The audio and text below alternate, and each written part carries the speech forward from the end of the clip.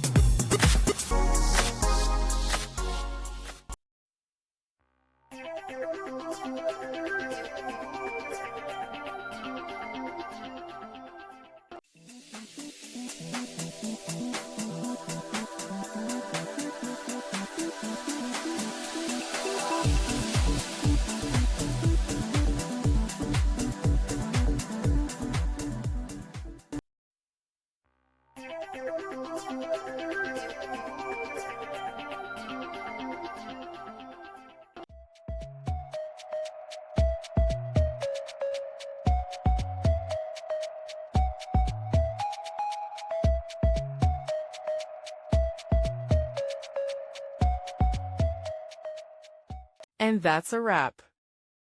I hope you found the answer you were looking for. If you did, take a second to hit that subscribe button. It really helps out. And let me know in the comments which solution worked best for you. See you next time in the debug zone.